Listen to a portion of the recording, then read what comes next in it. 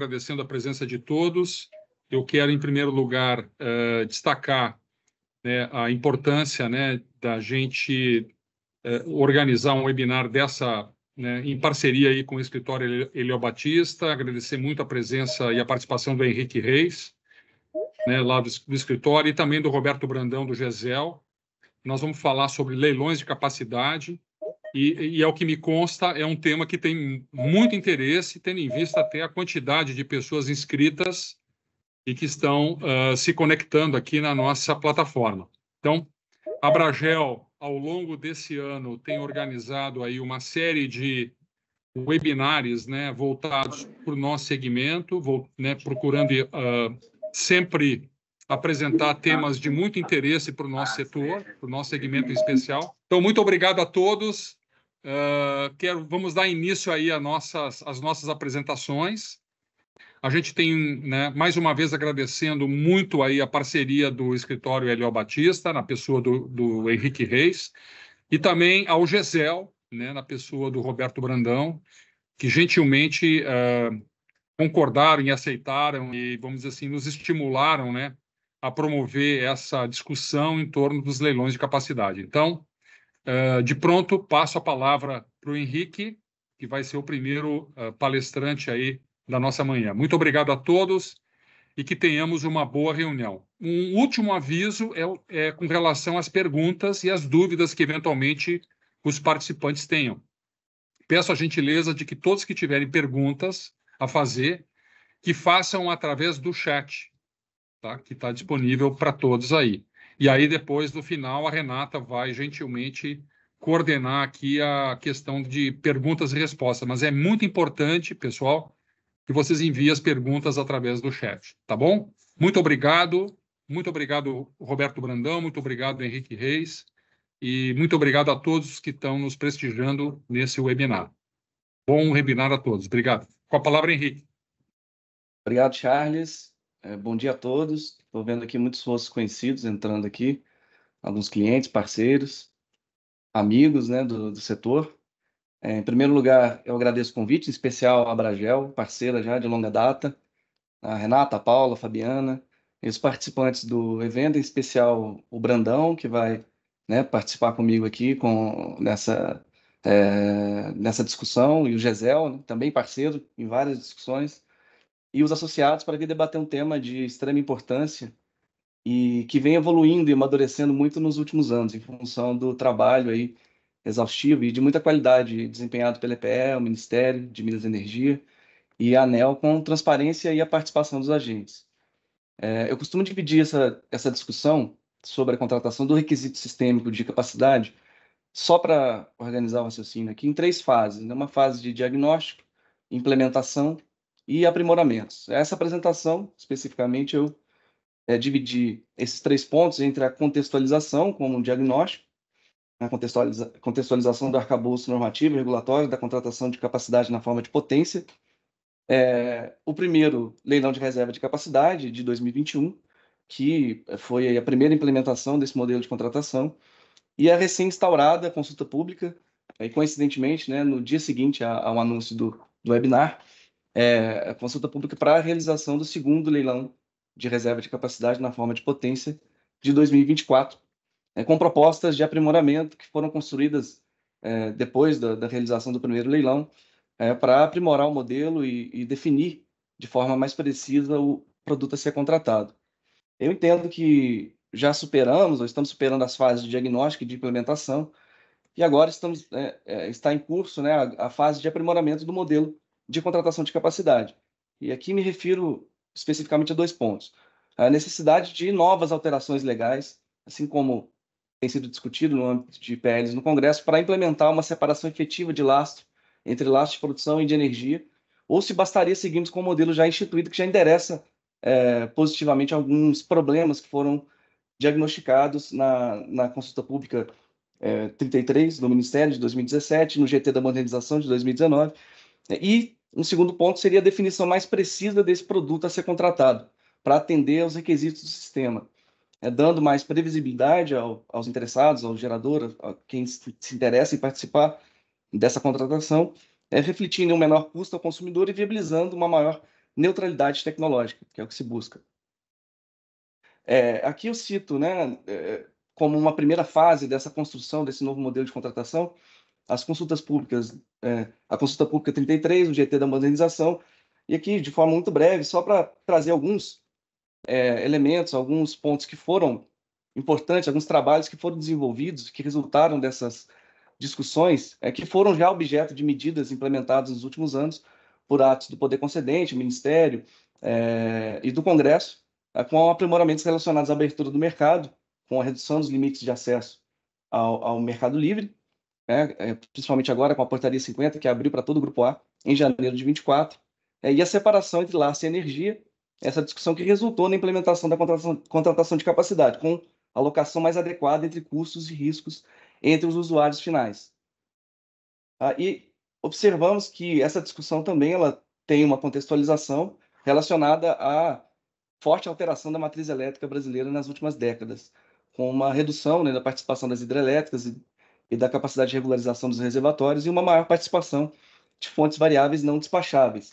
E aqui, só para ilustrar, né, a gente vê que em dezembro de 21, a participação hidrelétrica era em torno aí de um pouco menos de 60%, e agora o PDE 2031 já aponta uma participação aí de cerca de 51%. Tá? E aqui também, esses gráficos ilustram, né, uma redução até mais acelerada do que o previsto. Aqui em 2018, o balanço energético apontava para uma participação hidrelétrica de cerca de 65%, uma participação da fonte eólica e solar ali em torno de 7%. Tá? Em 2020, o cenário apontado para 2029 era de uma participação hídrica de 51,4%, ali cerca de pouco menos de 115 GB de UHE/PCH, e a participação eólica e solar ali em torno de 23%. Mas aqui, o cenário atual, com a gráfica aqui do ONS, já aponta para uma participação hidrelétrica abaixo de 50%. E eólica e solar já acima, considerando a micro e mini geração distribuída, já acima de 30%. E para 2028, uma previsão já de participação hidrelétrica de pouco mais de 40%, e eólica e solar já ali em torno de 40%, considerando também a micro e mini geração distribuída. Tá? Já entrando aqui no histórico normativo e regulatório, acho que é importante a gente resgatar um pouco o histórico, né? Até o PDE 2024, a expansão do sistema, né, ela era baseada apenas no atendimento da projeção da demanda de energia média, observando o requisito de energia. E a partir do PDE 2026, database aí 2017, esse modelo de expansão já passa a considerar requisitos de energia e de potência, né, considerando a demanda máxima instantânea, os instantes de interesse ou as horas críticas do sistema. Em 2019, final de 2019, início de 2020, foram editadas a Resolução CNPE 29, 2019, a Portaria do Ministério 59 de 2020, que tem uma relevância profunda nessa discussão, que trouxeram as métricas do Critério Geral de Garantia de Suprimento para aferir a adequabilidade de suprimento aos requisitos de energia e na dimensão também de potência, tá? E os parâmetros para aplicação dessas métricas. Em setembro de 2020, foi editada a medida provisória 998, com alterações na Lei 10.848, possibilitando, então, a contratação de reserva de capacidade, incluindo energia de reserva, a partir de novos empreendimentos, no primeiro momento, depois, na Lei de Conversão, possibilitou a participação de empreendimentos novos e existentes, e o rateio dos custos entre todos os usuários finais do sistema interligado. Então, aí já adequando a alocação de riscos e de custos entre os usuários finais. Em maio de 2021, esse modelo é regulamentado pelo Decreto 10.707, que traz aí diretrizes mais detalhadas para esse modelo de contratação. Então, a partir desse momento, com esse novo marco normativo, o sistema passa a ter critérios explícitos para o suprimento de potência e os critérios de suprimento de energia atualizados, né? E uma ferramenta importante de contratação do requisito de potência, nessa nova dimensão, conforme os estudos de planejamento, e uma alocação de custos mais adequada entre os usuários finais. Trata-se, então, de um importante instrumento para o planejamento da expansão e operação mais ajustados a essa nova realidade e nova composição da matriz elétrica nacional. E, muito rapidamente, tá? Entre as características gerais, considerando todo esse histórico normativo e esse arcabouço que hoje temos aí para a contratação de capacidade na forma de potência, nós temos como objetivo, né, o atendimento à necessidade de potência requerida do sistema interligado a fim de garantir a continuidade do fornecimento de energia elétrica. Essa forma de contratação se dá por meio de leilão promovido pela ANEEL, né, assim como é tradicionalmente, sob as diretrizes do Ministério, que define os produtos e a possibilidade de participação de empreendimentos novos e existentes. Aí também com a definição precisa do produto na aprovação do edital e do contrato pela ANEEL. É importante também trazer esse ponto. O montante contratado é definido pelo Ministério, com base nesses estudos da EPE e as manifestações do ONS, que devem ser submetidos à consulta pública, é um dispositivo que está no decreto, nessa obrigatoriedade, assim como tem sido feito, e nos critérios de suprimento definidos pelo CNPE e pela portaria do Ministério. O contrato é uma nova forma de contratação, né, um novo tipo de contrato, que é o contrato de potência de reserva de capacidade, chamado CRCAP, que é celebrado entre o vendedor e a CCE, na modalidade de disponibilidade de potência, com vigência máxima de 15 anos. A energia associada é recurso do vendedor e pode ser livremente negociada. O edital ele deve prever penalidades pelo não cumprimento de compromissos negociados no leilão. É um importante ponto, porque a penalidade ela calibra o produto a ser contratado, né? Ela define exatamente qual é o produto. Há a possibilidade também de considerar benefícios locacionais. Houve até um ofício da ANEEL destacando a importância, né, de que sejam considerados sinais econômicos relacionados aos benefícios para o sistema associados à localização dos empreendimentos, e os custos são rateados entre todos os usuários finais mediante um encargo específico de capacidade. Já indo aqui para o segundo ponto, né, vou falar aqui muito rapidamente, só para a gente entender de toda essa contextualização, como foi a experiência e o produto que foi contratado nesse primeiro leilão que foi feito em 2021. Aqui é só para referência de vocês, os documentos, caso depois vocês queiram se aprofundar e para facilitar depois, né, um estudo mais detalhado, todos os documentos que subsidiaram a realização desse primeiro leilão, tá? Que foi realizado no final de 2021, em dezembro de 2021, com base na portaria 20, né, que estabeleceu as diretrizes para contratação da necessidade de potência requerida por meio da contratação de fontes de geração despacháveis, fontes com controlabilidade.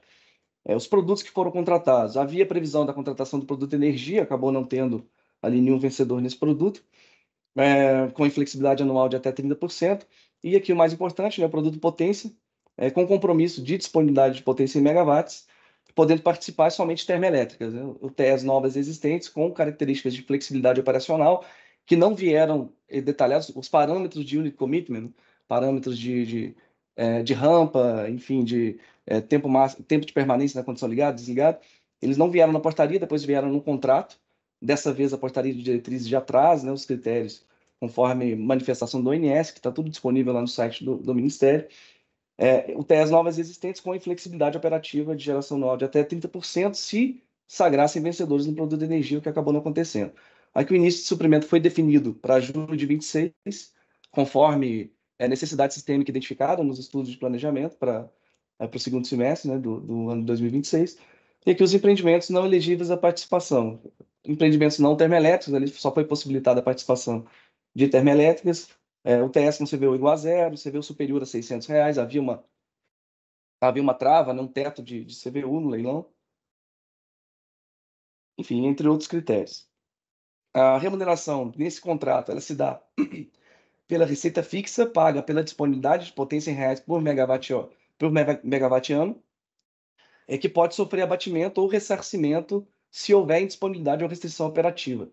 A receita variável, o CVU, no caso, é recebido fora do contrato, de acordo com as regras de comercialização. Algumas penalidades que foram previstas na portaria de diretrizes, tá? Seriam penalidades por não atendimento dos despachos na programação diária do ONS para o dia programado. Há uma diferença nas diretrizes desse novo leilão.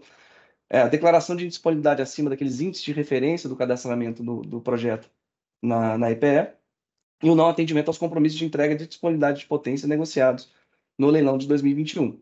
Como critério de classificação, houve o critério da capacidade remanescente do SIM, na forma da portaria 444, assim como tem nesse novo leilão, na proposta, né, de diretrizes desse leilão. E o critério de seleção foi pelo menor preço da potência, definido por um fator de despacho anual esperado dessas usinas. Um parâmetro F, definido no informe da EPE, que tinha ali uma duração de 120 horas anuais, de acordo com essa fórmula, que ponderava ali o custo, né, o custo esperado desse empreendimento em um ano. Esse fator até foi utilizado depois como elemento numa discussão judicial que houve de alguns empreendimentos que tiveram a participação impossibilitada na portaria de diretrizes, em função desse parâmetro F. E esse parâmetro é o parâmetro que hoje também permanece para esse leilão, que seriam as 120 horas críticas, uma média de 10 horas mensais, mais críticas de necessidade sistêmica de potência, né, nos momentos de ponta. Aqui o período de suprimento, né, 1º de julho de 26, período de 15 anos de contrato, é o compromisso de entrega de disponibilidade de potência, não pode ser entregue por outra usina ou por outro conjunto de usinas, e o atendimento à totalidade dos despachos na programação diária, em tempo real, pelo ONS, para o dia programado, pela disponibilidade no barramento da subestação. Então, assim, é potência instalada menos fator de capacidade, perdas internas, consumo interno, perdas até a rede, e índices de referência, de disponibilidade. E aqui os compromissos de flexibilidade operacional, como eu disse, né, os parâmetros de unit commitment, tempo mínimo de permanência na condição ligada, parâmetros que são mais aplicáveis ali às termoelétricas, né, como tem sido na proposta agora de diretrizes da consulta pública 160. Que também eu divido as penalidades, né, já falando aqui do contrato do CRCAP, em 2 grupos. Houve ali um grupo de penalidades pelo atraso na operação comercial, uma multa por atraso, que envolve não recebimento da parcela mensal da receita fixa por unidade em atraso, e uma multa de 15% da receita fixa horária, né, ponderada pelo número de dias de atraso e pela parcela da potência em atraso. Possibilidade de resolução contratual, se o atraso superar 180 dias da primeira unidade, e a multa do edital por atraso, que tem um calibre ali já consolidado, né, nos leilões de energia, leilão de capacidade, que se refere a um percentual do valor do investimento declarado por atraso injustificado superior a 90 dias. E aqui o grupo de penalidades, aqui mais relacionadas ao produto especificamente, a obrigação de entrega, né, de disponibilidade de potência, que foi dividido em 4 penalidades no CRCAP de 2021. É uma penalidade por não atendimento ao despacho do ONS, em periodicidade mensal, a apuração dessa penalidade é horária, de acordo com a disponibilidade comprometida com o contrato, menos a energia que é verificada em horário despachado, uma penalidade aí de 115%, a devolução da receita fixa mais 15% de multa. Não atendimento aos compromissos de entrega de disponibilidade de potência contratada, caso os índices de indisponibilidade superem os valores de referência, apurada em uma penalidade mensal de 15%. Essa apuração ela depende da degradação do fator de disponibilidade, o chamado FID, né, que depende aí de uma análise da janela móvel de 60 meses. A declaração de indisponibilidade, né, na programação, acima dos índices de referência, que aí teria uma penalidade adicional de 110% da receita fixa unitária, e a penalidade que não veio na portaria de diretrizes, agora tem uma previsão expressa, né, para fixar essa penalidade no contrato, que é por descumprimento dos parâmetros de flexibilidade operacional. O Unit Commitment apresentado na programação diária, mais uma penalidade de 3% sobre a receita fixa diária. Então, penalidades acumuladas, então a gente vê que está uma série de critérios aí de desconto de receita fixa por não entrega do produto contratado. Aqui é só para a gente ilustrar os vencedores do leilão, né? Foram usinas a gás natural, 9 usinas a gás, 2 a diesel, 5 óleo combustível que participaram subjúdice desse leilão e uma usina bagaço de cana. Uma contratação ali de disponibilidade de potência de 4,6 GB, né? E aqui os empreendimentos que foram contratados, em asterisco aqui os projetos que venceram sob decisão judicial liminar. Para destacar, né, como é de interesse dos participantes, a justificativa que veio na nota técnica do Ministério, que analisou as contribuições no âmbito da consulta pública, que definiu as diretrizes para esse leilão, a justificativa para não inclusão do produto HE nesse leilão, como eu disse, ainda esse leilão ainda era uma fase mais experimental de diagnóstico e aprimoramento desse modelo, novo modelo de contratação, e naquele momento a EPE e os demais órgãos entenderam que havia uma possibilidade, né, momentânea de formular uma metodologia para quantificar a oferta de potência que cada UHE, ou cada empreendimento hidrelétrico, poderia ofertar no leilão. E aí eles propuseram e prevaleceu esse entendimento de retirar a possibilidade de participação desses empreendimentos. Além, né, da questão mais relacionada à possibilidade de participação de usinas sob o regime de cotas. Inclusive, nesse leilão prevaleceu, né, o entendimento de que esses empreendimentos não podem participar por restrições aí do regime jurídico de cotas. Então, aqui já entramos no segundo leilão, tá? E destacando que desde 2021, né, os órgãos envolvidos no planejamento têm trabalhado para aperfeiçoar a definição, né, das características e obrigações que devem ser exigidas dos empreendimentos contratados para que esse dimensionamento, né, da contratação seja mais aderente e compatível com os requisitos sistêmicos e operativos do sistema, para possibilitar, inclusive, a participação das variadas fontes e tecnologias disponíveis. Aqui, a nota técnica de julho de 2023, que está disponível também no site da consulta pública, que traz um pouco desse histórico, né, do leilão que foi realizado em 21, e destacando que o produto que foi contratado ali naquele leilão obriga o vendedor a uma obrigação mais flat ao longo do tempo, né? Ou seja, ele tem que estar disponível a todo momento para entregar um recurso que é destinado a atender necessidades momentâneas, necessidades de potência nesses instantes de interesse ou horas críticas do sistema. Então, para o leilão de 2024, a EPE entende que deve ser compatibilizada essa obrigação de entrega com as premissas de necessidade de potência do sistema, inclusive para avaliação de competitividade no leilão. Então, diferente desse leilão de 21, essa compatibilização tem que considerar uma obrigação contratual de disponibilidade de potência nas 120 horas mais críticas de cada ano. E aqui limitadas, esse estudo detalha, né, a formulação dessa metodologia, limitadas a um teto de 4 horas críticas por dia, com penalidades mais elevadas em face da criticidade e da pontualidade no atendimento desse requisito definido de horas críticas, né, de demanda de potência. E essa tecnologia, então, deve ter capacidade de operação contínua por 4 horas diárias, aqui sempre me referenciando a esse estudo do DPE, de forma controlável e com flexibilidade operativa. E aí o destaque, né, do planejamento e desse objetivo de incorporar avanços que contribuam para a diversificação tecnológica e reduzam a barreira à entrada de novas tecnologias no sistema interligado, inclusive no âmbito da contratação de capacidade na forma de potência. Já entrando aqui um pouco na consulta pública, é só também para dar um panorama dos estudos que estão disponibilizados no site, vale a pena a leitura de todos. Tá? Há uma nota técnica do Ministério de apresentação da minuta de portaria, uma carta do ONS com os requisitos de flexibilidade operacional aplicáveis às termoelétricas e 2 documentos da EPE, um com a avaliação dos aprimoramentos da contratação, que eu destaquei no slide anterior, e um informe técnico que propõe a definição de contribuição de potência das UHS para esse leilão de 24. A minuta de portaria, ela traz um objetivo de forma similar à portaria anterior, do leilão anterior, de garantir a continuidade do fornecimento de energia elétrica com vistas ao atendimento à necessidade de potência requerida pelo SIM, por meio da contratação de empreendimentos novos e existentes a partir de fontes de geração despacháveis centralizadamente. Previsão do leilão seria para agosto de 24, tá? Para contratar 3 produtos.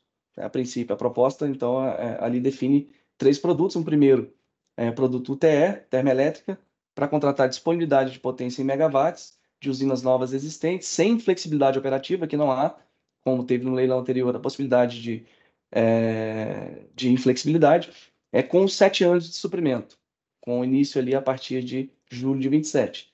E 2 produtos, sendo um termoelétrico para 1º de janeiro de 28, tá? Também sem flexibilidade operativa, mas com 15 anos de suprimento, e o produto ampliação de usinas hidrelétricas existentes, despachadas centralizadamente, e que não foram prorrogadas ou licitadas no regime de cotas. Também aqui com 15 anos e mesmo início de suprimento. Características dos empreendimentos. Aqui a proposta do Ministério define como característica, né, flexibilidade operativa que garanta o atendimento, um pouco diferente da portaria anterior, tá? Que garanta o atendimento dos despachos na programação da operação pelo ONS e aqueles determinados durante a operação em tempo real. A formulação, a forma de remuneração é muito semelhante, né? Seria uma receita fixa pela disponibilidade da potência contratada, que pode ser reduzida, né, conforme o desempenho operativo apurado em meses anteriores, em base mensal, observando-se, então, a efetiva disponibilidade desses empreendimentos E para as usinas termoelétricas, como eu já disse, os requisitos mínimos de flexibilidade operativa, conforme proposto ali na carta do ONS. Em relação à receita variável, tem uma alteração relevante aqui para as termoelétricas, né? A receita variável também recebida nos termos das regras de comercialização, mas sem direito à remuneração por encargo, por restrições operativas para a geração associada ao Unit Commitments. Então, se o empreendimento termoelétrico precisa gerar um pouco a mais, né, por conta de restrições operativas, essa geração vai ser valorada ao PLD e não paga ou remunerada mediante encargo.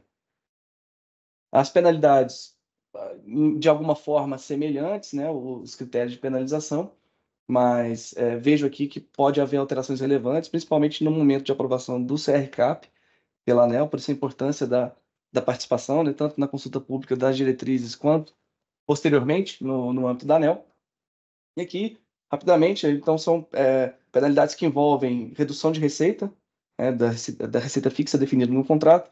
Uma primeira delas pelo não atendimento dos requisitos mínimos de flexibilidade operativa, somente para termoelétricas, por declaração de indisponibilidade acima dos índices de referência, por não atendimento aos compromissos de entrega de disponibilidade de potência negociados no contrato. Há uma isenção por indisponibilidade programada no período definido pelo ONS, e não há isenção por taxa equivalente, né, de indisponibilidade forçada, e por não atendimento ao despacho centralizado nas condições definidas pelo ONS. Aqui uma alteração relevante, a própria diretriz já define, né, um critério ali para penalização, que seria uma redução mínima de 5% na receita fixa mensal, tá, para cada hora de potência não entregue. E aí essa redução de receita seria limitada a 50% em cada mês. Só um comparativo, destacando aqui em relação à rampa de acionamento, né, mostrando que comparando, né, a proposta agora para 24 com o leilão de 21, o sistema demanda empreendimentos com partida rápida. A gente vê que a rampa total de acionamento foi alterada de 7 horas para 1h30. Né? É claro, é uma proposta ainda, mas a gente vê uma sinalização do planejamento nesse sentido. Aqui os empreendimentos que não são elegíveis à participação, tá? Com relação aos OHS, seriam empreendimentos ou parcela existente ou ampliações de usinas hidrelétricas sob regime de cotas, parcela de UHE sem ampliação, ampliação de empreendimentos hidrelétricos que não agreguem capacidade adicional de potência despachável ao sistema interligado, empreendimentos com CCAR, com período coincidente, período de suprimento coincidente com o suprimento do leilão. Aqui também o critério de margem, né, cujo barramento candidato tem a capacidade inferior à potência injetada. E os empreendimentos aqui é um critério geral de leilão, né, empreendimentos que não atendam ao cadastramento e habilitação técnica. Bom, já concluindo aqui, pessoal, eu destaco alguns pontos que eu elenquei aqui para destacar para vocês em relação a algumas conclusões que a gente pode extrair dessa proposta, né, de diretrizes para esse segundo leilão de reserva de capacidade. Nós podemos observar uma preocupação do Ministério, da EPE, do ONS, com a definição mais precisa, detalhada do produto que vai ser negociado nesse leilão e a aderência desse produto à real necessidade sistêmica, um maior detalhamento dos atributos dos empreendimentos que vão ser contratados e das consequências do descumprimento da obrigação de entrega. Isso, como eu já falei algumas vezes aqui, a gente só enxerga, né, o detalhamento final mesmo quando a ANEEL aprova o contrato, mas aqui já dá para observar que a portaria veio mais detalhada do que a portaria do leilão de 2021 em relação àqueles critérios de redução de desconto na receita. Abertura conseguimos observar aqui uma abertura para incluir novas fontes, novas tecnologias nos próximos leilões. Aqui o sistema de armazenamento acabou não entrando na proposta original, mas houve a inserção da possibilidade de ampliação de hidrelétricas. E a partir do recebimento de contribuições e do aprimoramento dos estudos de planejamento, entendo que é plenamente possível que novas fontes, novas tecnologias sejam incluídas nos próximos certames. E também é possível concluir que há um sinal de necessidade de empreendimentos controláveis, despacháveis, com características de flexibilidade operativa até um pouco mais rigorosas do que o leilão anterior, e que tenham capacidade de modulação da produção de energia para entregar potência ao sistema nos momentos mais críticos, nas horas mais críticas do ano, nos instantes de interesse e na demanda de ponta. Para finalizar e passar a palavra aqui ao Brandão, que vai trazer aspectos mais técnicos, um pouco da experiência internacional, eu queria só abordar, né, que as PCHs elas vêm sendo objeto aqui de consideração no planejamento. Desde o PDE de 2026, a gente pode observar aqui, o planejamento considera, né, as PCHs com possibilidade de entrega de flexibilidade operativa e de armazenamento no horizonte operativo de curto prazo, e também que no PDE 2031, essa consideração de que as PCHs podem sim integrar processos de contratação de capacidade. Só para mostrar que existe sim, né, essa possibilidade, e aí cabe, né, aos empreendedores elaborar estudos, propostas e encaminhar contribuições no sentido de demonstrar, e de acordo com as características próprias de cada empreendimento, a capacidade de contribuição também das hidrelétricas de pequeno porte para atender esse produto de capacidade na forma de potência. E fico à disposição de todos, tá, para discussões e debates sobre esse assunto. Legal. Obrigado. Henrique, muito obrigado aí pela ótima apresentação. Antes de passar a palavra para o Brandão, eu quero destacar mais uma vez aí que esse webinar está sendo gravado, será disponibilizado depois na nossa plataforma do YouTube. Né? Mais uma vez, eu quero agradecer a presença de todos os participantes, aqueles que são associados da Abragel e aqueles que não são associados. Aliás, aqueles que não são associados, por favor, se associem, né, à Abragel, afinal de contas, né, somos uma das associações aí que tem trabalhado bastante em prol desse segmento das centrais hidrelétricas autorizadas até 50 mega. Eu quero destacar também que esse webinar ele foi até o momento assim o recorde, né, de participação e de presenças, né? A gente chegou aí a um pico de 190 participantes no nosso webinar. Agora estamos com 186, tá? Então demonstra aí o interesse, a importância do tema e também, obviamente, né, demonstra a qualificação daqueles que estão palestrando, né? Ou seja, as pessoas estão aqui para ouvir o Henrique Reis e o Roberto Brandão. Então, falando sobre isso, nada mais justo do que passar a palavra agora para o Roberto Brandão, do GESEL, destacando, né, que todos que tiverem perguntas que as façam, por favor, pelo chat, e depois, no final do trabalho, no final do webinar, a Renata vai coordenar aí e consolidar as perguntas para que a gente possa endereçar os nossos queridos palestrantes aí. Ok? Muito obrigado, então, Henrique. E agora, com a palavra, então, por favor, Roberto Brandão. Bom dia a todos, é um prazer estar com vocês aqui, com a Abragel, com a Renata, que eu conheço bem já até de viagem, né? A gente visitou Portugal junto. E esse é um tema, o suprimento de capacidade, que o GESEL vem trabalhando já há vários anos. A gente tem uma parte de planejamento energético, regulatório, que eu coordeno no GESEL, e a gente detectou já há mais de 10 anos que estava em curso uma mudança na matriz elétrica brasileira, e essa mudança ela começa com as grandes hídricas a fio d'água, né, que tem uma característica bastante diferente do resto do nosso parque hídrico, e ela prossegue com o crescimento da geração eólica e solar e com a relativa estagnação do parque hídrico tradicional, com reservatórios maiores ou menores, mas sempre com algum reservatório na cascata. Isso já estagnou já há bastante tempo, na verdade. Num sistema como esse, você cedo ou tarde esgotaria, e acabou se esgotando, a grande capacidade ociosa que as grandes hidrelétricas tinham de acompanhar a carga. Isso já não é mais verdade. Quando chega o segundo semestre, sobretudo mais para o segundo semestre, final do segundo semestre, iniciando até em janeiro, você não tem potência hídrica suficiente para fazer a ponta sozinha, já não tem mais. Você não tem as usinas do norte, as usinas do fio d'água, segundo semestre, geram pouco, né? E você precisou, né, no final do ano passado e no início de janeiro, chamar termoelétricas para fazerem a complementação de ponta. Ora, na medida que vai crescer mais a carga, a previsão ela é crescer, crescendo a carga, cresce a ponta.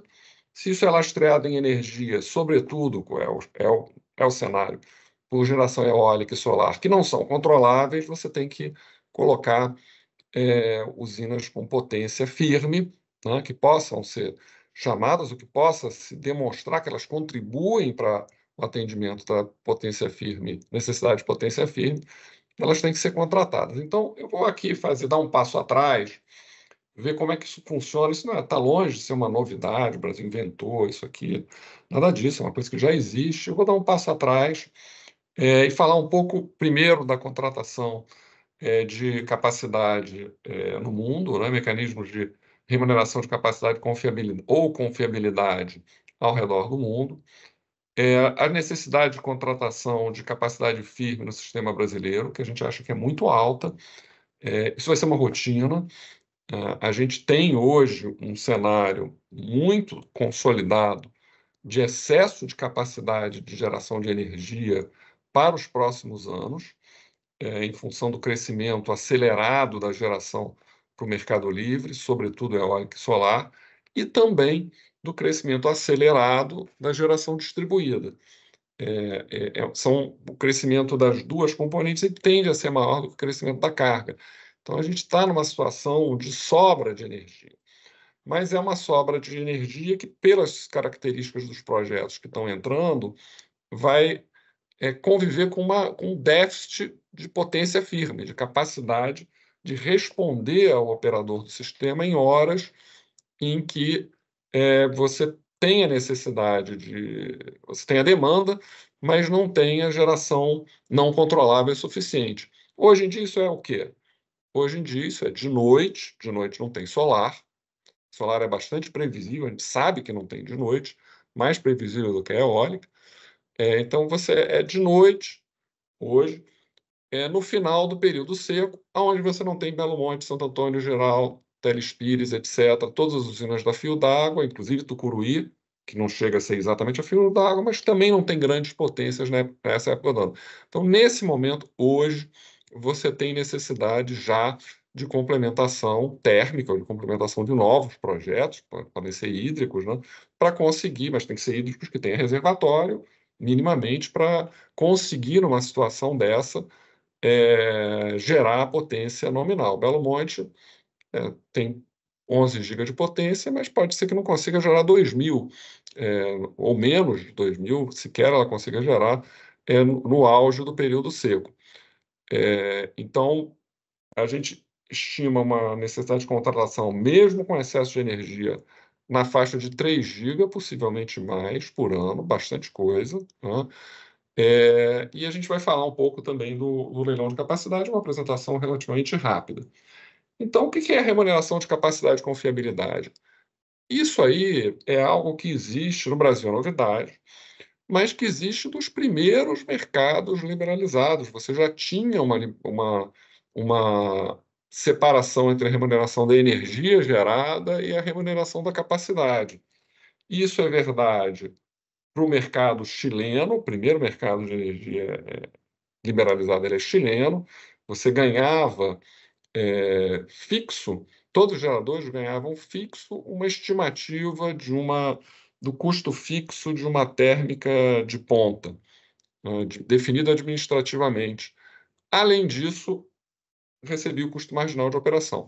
O mercado britânico dos anos 80 também tinha uma remuneração separada para geração, que era pelo custo marginal calculada pelo programa, na época era despacho por programa ainda, né? E tinha também uma remuneração por capacidade. Nos dois casos, essa remuneração por capacidade era calculada administrativamente, com base no custo fixo de uma térmica de ponta, possivelmente menos, ou enfim. Qual é o racional disso na época?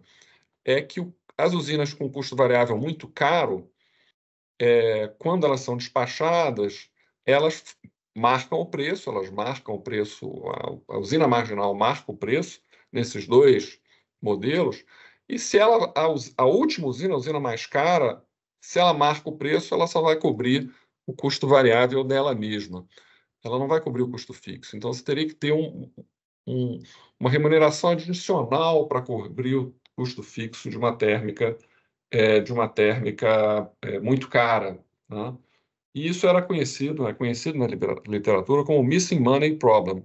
O gerador mais caro, com custo variável mais caro, ele quebra se você não tiver uma remuneração adicional ao mercado de energia. Isso é uma coisa bastante antiga, né? Tem formas alternativas de contornar o problema, permitir preços acima dos custos marginais, preços muito elevados, como no Texas, como já foi na Austrália, como em alguns lugares tem. O maior custo marginal, digamos, é R$ 1.000 por megawatt-hora, você admite 10 mil. Então, quem gera nessas horas tem uma margem grande e cobre o custo fixo. Tem alguns lugares que fazem isso. Você também tem lugares onde você induz contratação de longo prazo para os geradores, o Brasil mesmo é um exemplo. E tem outros lugares ainda em que você mantém uma reserva estratégica de usinas remuneradas, normalmente antigas, remuneradas por fora do mercado para justamente atuar apenas em momentos de grande escassez. Tem várias formas de lidar com o problema, né? Isso daí eu estou falando de coisas mais antigas, de uma forma geral. O modelo praticado no Chile, no Reino Unido, lá nos anos 80, hoje em dia, que eu saiba, não tem mais em lugar nenhum. Essa coisa, você está aí, você existe, então tem uma remuneração por capacidade. Isso já não existe mais. Aí evoluiu esse esquema para contratação competitiva de capacidade, por exemplo, os mercados de capacidade americano e britânico, ou para reserva estratégica nos países nórdicos e na Alemanha. Esses mercados mais modernos de capacidade e confiabilidade, ao contrário dos primeiros, Chile e Reino Unido, você ganha o direito a uma remuneração fixa, mas você tem a obrigação de entregar energia em horas críticas do sistema. Como é que são essas horas críticas do sistema definidas? Cada um define de um jeito diferente. A mais comum, eu creio que é a mais comum, não tenho isso totalmente recenseado, você definir uma hora onde a reserva girante do operador do sistema atinja níveis classificados como críticos. Aqui no Brasil, a reserva girante é 4%. E normalmente é muito mais, você tem muito mais reserva girante do que 4%. Se ela atingir 4%, aquilo é uma hora crítica. Ou se atingir muito perto de 4%. É assim definido em alguns mercados. Mercados americanos, essa é a definição. E comumente, se você não conseguir entregar nessa hora, de acordo com as regras, você tem uma penalidade elevada. E aí, na verdade, tem duas abordagens que você vê internacionalmente. Uma você deixa quem quiser participar. A eólica pode participar, a solar pode participar, quem quiser pode participar. E você estabelece uma multa punitiva, né? No New England ISO, quando eu visitei, já tem uns 10 anos mais ou menos, eu visitei mercados de capacidade em vários países, né? E a gente foi no New England ISO, nos Estados Unidos, e eles deixavam, quem quiser vender, vende, se não entregar, uma multazinha de $2.000 por megawatt-hora não entregue, vendido e não entregue. $2.000. Vai? Né? E todo mundo pode participar. A gente não vê tanto mais essa modalidade, né, que acaba sendo uma penalidade muito destrutiva, né? O sujeito não consegue despachar. Tinha um limite lá, mas é uma penalidade muito alta. O que é mais comum hoje em dia é você definir o quanto cada tipo de participante pode entregar de potência firme dentro de um critério, de uma metodologia estabelecida. Então, por exemplo, na Inglaterra, eles calculam quanto é que uma eólica pode oferecer de potência firme. Eles têm uma metodologia para isso, muito pouco, mas alguma coisa. Quanto ela pode oferecer? A solar pode oferecer menos ainda, mas alguma coisa. Quanto uma bateria pode oferecer? Bom, depende do tamanho da bateria. Se for uma bateria de 2 horas, pouco. for de 4, mais. Se for 6, mais ainda. Então, tem uma metodologia para isso. Quanto uma interconexão pode vender, eles também têm uma metodologia para calcular. E aqui no Brasil, a gente está indo um pouco nessa direção. No leilão, você tem, desde o primeiro leilão, a participação de térmicas, que é fácil de calcular. A térmica é controlável, né? No fundo, ela estando disponível, em princípio, sem questões técnicas, ela gera plena potência, né? Então, você consegue saber facilmente quanto ela vende. E uma hídrica? Bom, uma hídrica depende se ela for ter água, né? Então, eles criaram uma metodologia para medir para as grandes hídricas quanto é que seria, estatisticamente, a contribuição de potência de cada uma das hidroelétricas. Então, por exemplo, Belo Monte tem uma contribuição de potência, sem dúvida, mas essa contribuição ela ocorre muito mais entre fevereiro e maio, junho, do que no segundo semestre, que é quase nada. Então, eles fizeram uma metodologia para isso. Por que mais nesses meses que eu indiquei? Porque tem água. Tendo água, ela tem muita potência, ela entra na pilha, né, de atendimento e ela realmente evita. Você hoje em dia não tem, em função disso, grande, por enquanto, riscos de déficit de potência no primeiro semestre, porque você tem as hídricas a fio d'água, né? Mas, de qualquer maneira, você precisa. Tem duas abordagens, portanto, uma é aquela do New England Ice, ou antiga, pode vender quem quiser, e eu boto uma penalidade gigante para quem não cumprir, e outra que é a que a gente está indo na direção, eu estabeleço para cada tipo de fonte o quanto ela pode vender. Então, uma usina fio d'água, evidentemente, não pode vender a sua placa, porque ela não vai conseguir entregar isso. Então, você já limita, não é questão de dar multa ou não dar multa, você quer o produto entregue, né? Isso é uma coisa que no Brasil ainda está em desenvolvimento. Na Inglaterra, eles estão muito desenvolvidos, como eu falei, né? Baterias de vários tipos, você tem o quanto cada uma pode vender, interconexões internacionais, eles também têm uma metodologia e eles também podem vender no mercado de capacidade, né? Desculpa aqui, andei para o lado errado. Perdão, ó, foi para o lugar certo. Então, no Brasil, tá, qual é a necessidade de capacidade firme, né? Até o início do século, toda a geração do Brasil era de usinas controláveis, hídricas com reservatório, ou hídricas sem reservatório, mas com reservatório montante na cascata, o que resulta quase na mesma coisa. Você tem muita água, pode não ter muita água no curtíssimo prazo, mas você tem uma usina montante que te fornece água. E você tinha também termoelétricas, né? E pela característica do regime hídrico, onde às vezes tem água, às vezes não tem, quando tem água, você quer aproveitar a água que tem. Então, você coloca uma capacidade instalada e, às vezes, que muitas vezes tem energia sobrando. Você não consegue despachar flat aquela usina em muitas situações, mas você consegue fazer ela atender a ponta e economizando a água no resto do dia. Então, você tinha as hídricas com uma capacidade instalada de sobra, porque elas são dimensionadas não como uma térmica em que você tem uma potência controlada que você sempre consegue atingir se está disponível, elas não são assim, mas você quer ter mais potência para conseguir aproveitar afluências em momentos mais favoráveis. Então, tirar uma sobra de potência grande das hidrelétricas e, além das hidrelétricas, você tem as termoelétricas. Então, não havia nenhum problema de ponta no Brasil ou de potência firme. Na verdade, você chegava à conclusão sempre que a potência não vale nada, porque ela está sobrando, o que está sobrando não tem valor. Isso aí isso mudou a partir, na verdade, da construção das grandes usinas a fio d'água. A gente hoje tem grandes usinas a fio d'água que são diferentes das usinas a fio d'água antigas. Como eu falei, a maior parte das usinas a fio d'água antigas, sobretudo as grandes, elas têm reservatórios a montante. Você tem reservatórios de cabeceira, não em todas, mas nas nossas principais bacias hidrográficas aproveitadas, né? Então, desculpe. Então, essas usinas, as grandes usinas a fio d'água, têm uma característica diferente que já começa a ter uma diminuição do excesso de potência firme.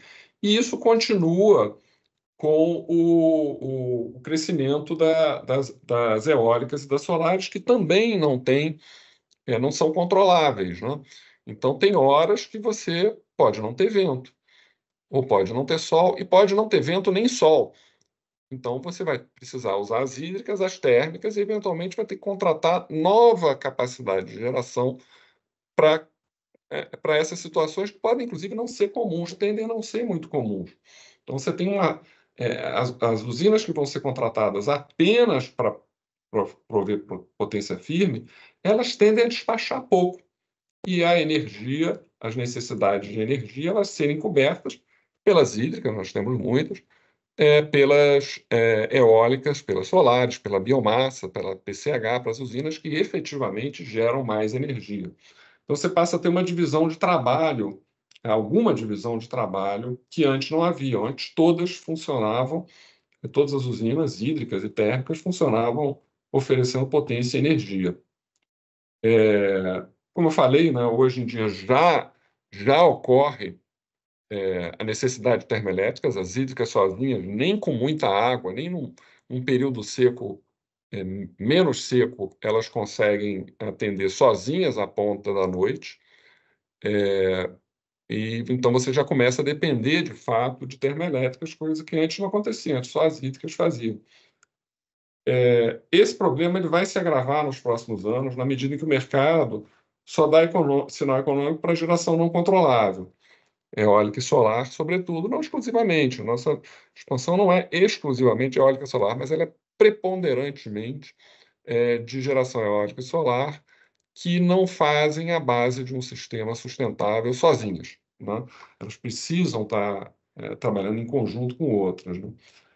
A gente, no GESEL, estima que a necessidade de capacidade firme num sistema que se expande, sobretudo com fontes não controláveis ou com baixa controlabilidade, ele deve ser possivelmente maior do que 3 GB por ano, o que é muita coisa, né?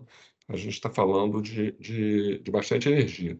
Esse leilão de 24, ele está focado em projetos despacháveis centralizadamente e com alta flexibilidade. Então, eles querem UTE de partida rápida, e eles estão aceitando, inclusive, UTEs que já existem, conquanto elas declarem parâmetros de flexibilidade que não são os que são atualmente declarados. Então, a gente tem muitas usinas térmicas que dizem que, bom, se eu der uma partida, o INS tem que me mandar despachar por pelo menos 7 dias, 8 dias, 5 dias. Essa usina, embora em algumas vezes ela tenha características que são adequadas para compor a ponta, uma usina de ciclo a gás com ciclo combinado, ela pode fazer isso. O empreendedor atualmente declara parâmetros de flexibilidade que impedem ou que encarecem extremamente a operação nessa modalidade. Então, essas usinas, elas, para entrarem nesse produto, elas têm que se adaptar. Elas vão, na prática, a gente tem usinas que estão com o contrato finalizando, térmicas, e que declaram inflexibilidade, ou não necessariamente flexibilidade, mas declaram restrições de rampa muito, muito, muito restritivas, né, muito duras, e que, se quiserem vender capacidade, elas têm que se adaptar, que eventualmente implica em algum investimento, ou implica simplesmente em operar com custos variáveis um pouco maiores, porque cada partida significa, numa térmica, um custo. Você partir, você tem um custo, tanto de manutenção incremental, como operar abaixo do rendimento ótimo durante todo o período de rampa, né? Então, tem um custo associado, e é essa a razão por que atualmente os termoelétricos muitas vezes declaram uma flexibilidade muito baixa. Para você despacha uma semana inteira, você opera quase que o tempo todo com um grau alto de eficiência, o seu CVO efetivo acaba sendo mais baixo do que se você ficar modulando, dando muitas partidas. Isso gasta combustível e gasta também manutenção, né? A usina exige mais manutenção. Então, o leilão é focado em partida rápida, né? Térmicas de partida rápida, novas ou existentes, ou aumento de motorização das hidrelétricas. Ele é muito importante para o sistema, esse leilão, no curto prazo, porque ele endereça a necessidade de suprir receitas para termoelétricas que estão em fim de contrato, algumas até que já terminaram o contrato, e essas usinas não são sustentáveis economicamente apenas com vendas no mercado de energia. Elas têm custos variáveis relativamente altos e elas são despachadas poucas horas. Com poucas horas, mesmo que o CVU seja menor do que o PLD, a margem que ele vai ter não cobre as despesas fixas. Então, é importante a gente ter uma forma de manter usinas que estão ou vão ficar sem contrato e que têm perfil para operar em ponta. Então, essa é uma das coisas. Por outro lado, não há perspectiva de remuneração para outras categorias de usinas existentes. Isso é bastante diferente dos mercados de capacidade ao redor do mundo. Então, o default nos mercados de capacidade ao redor do mundo eu tenho uma ponta de 100 GB, eu contrato 100 GB e pago o preço de mercado por 100 GB. Ou seja, você, na Inglaterra é assim, né? Faz vários leilões ao longo do tempo, prazo maior, prazo menor, mas você tem contratado 100 GB de capacidade firme se o sistema tiver uma ponta de 100 GB. Só que pelo preço do último leilão, isso custaria mais de 80 bi. E eles não vão fazer isso. Né? Por que não vão fazer isso? Não creio que façam. Porque no exterior, o leilão de capacidade, historicamente, ele fornece um dinheirinho a mais para estimular o investimento. Então, digamos, um sistema térmico americano, uma térmica nova, ela é mais eficiente do que as antigas. Então, ela vai ganhar algum dinheiro no mercado de energia.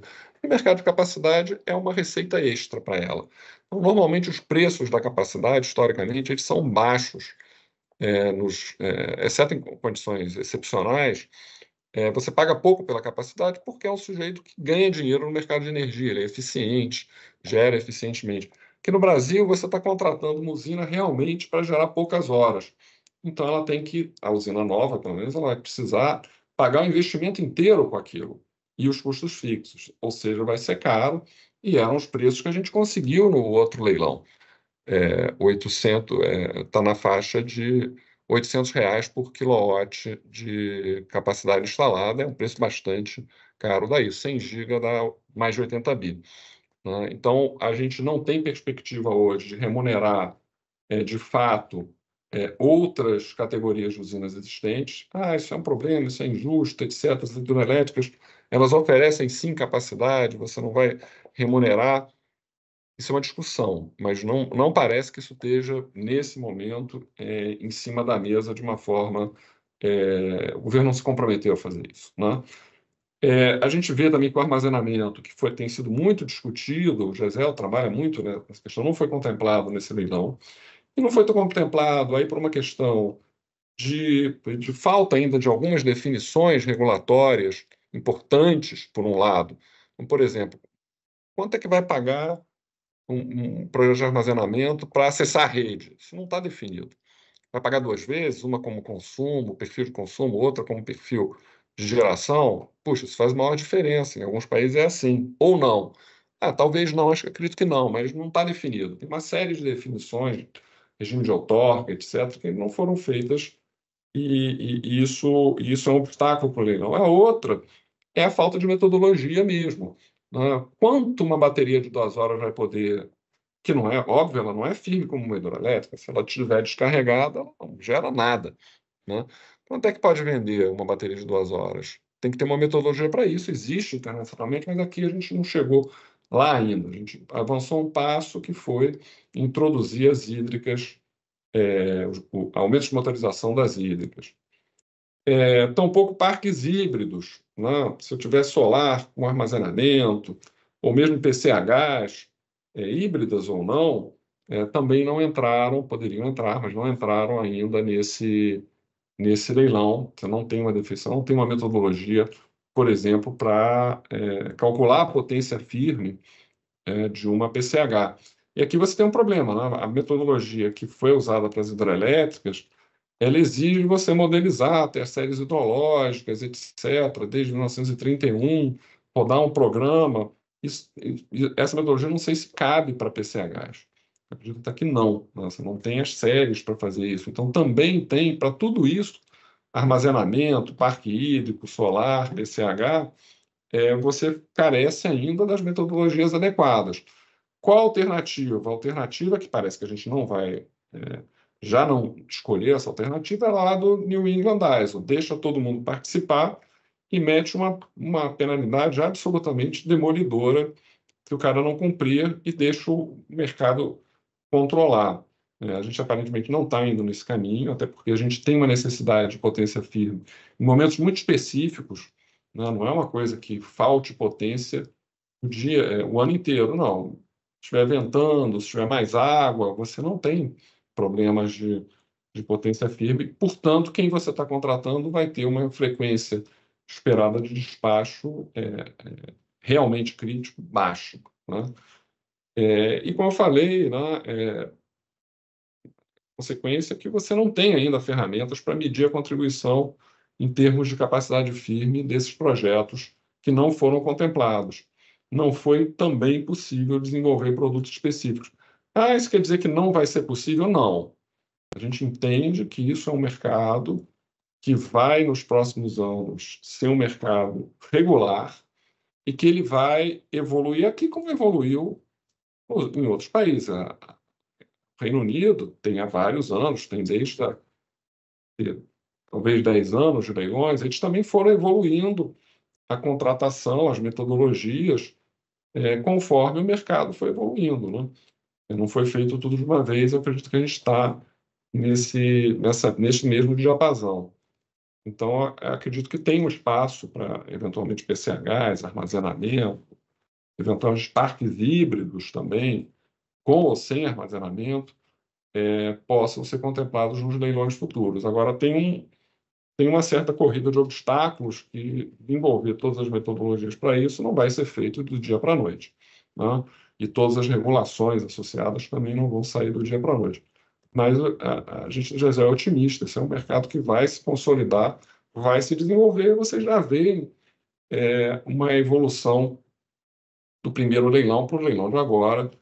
Como o Henrique falou, ele está mais maduro. Tem coisas ainda que eu acho que interessam para vocês aqui, mesmo que vocês não participem desse leilão, eles interessam conhecer, que não estão bem definidas no edital. Por exemplo, toda a parte hídrica, como é que é a obrigação de entrega da hidroelétrica, né? Obviamente que vai ter uma obrigação de entrega, mas como é que você mede essa obrigação de entrega? Não está muito claro ali dentro. Por exemplo, se eu sou uma hídrica despachada centralizadamente pelo ONS e eu não tiver água para gerar na ponta, bom, não sou eu que estou despachando a usina, foi o ONS. Ele resolveu gastar a água da minha cascata e eu fiquei sem água. Ele vai mesmo assim me penalizar? Não me parece que isso esteja muito claro. Ou ele vai dizer, não, o que entrou na programação diária você tem que cumprir. Não está muito claro como é que vai ser a obrigação de entrega das híbridas e das hídricas, e esse é um tema que interessa para vocês, ainda que não estejam participando nesse primeiro momento. Mas é isso, eu acho que aqui a minha apresentação foi simples, estou aberto aí para mais questões. Obrigado a todos. Ótimo, Brandão. Acho que você acabou respondendo muitas perguntas que chegaram logo no início do nosso webinar. Eu acho que foi muito producente, então, a gente começar com o Henrique dando aquela resgatada de como foi o primeiro leilão. Eu lendo ali também falei, nossa, quanta coisa aconteceu naquela época. E a gente tem algumas questões que justamente foram respondidas porque o Roberto avançou de uma forma bem complementar ao Henrique. Então, Pigato, eu estou aqui com a sua primeira pergunta, porque eu acho que agora, no finalzinho também, o Brandão entrou no tema. Exatamente, é aquela questão. O Brandão falou um termo, vai ter água? Se é o despacho do ONS, como que fica, né? Porque o Pigato tinha falado, né? No caso das usinas, que vão aumentar a potência, né? Postos vazios, ou então que vai atender a necessidade, para atender essa necessidade potencial do edital, caso não tenha, né, essa água, né, e não sobrar essa água, como que isso vai ter penalidade, né? Então, é isso que o Brandão falou. Isso aí a gente precisa aprimorar, porque não está claro como vai ser a obrigação de entrega, já que ela é despachada pelo ONS, né? Brandão, se você eu acho, quiser eu acho que reiterar. uma coisa está clara. Se o equipamento estiver indisponível, um abraço. Um abraço. Você vai ser penalizado, não precisa nem... Isso aí não precisa nem perguntar, porque está claro que vai ser. Agora, em estando disponível e não havendo água numa usina despachada centralizadamente, vai ter obrigação de entrega e qual?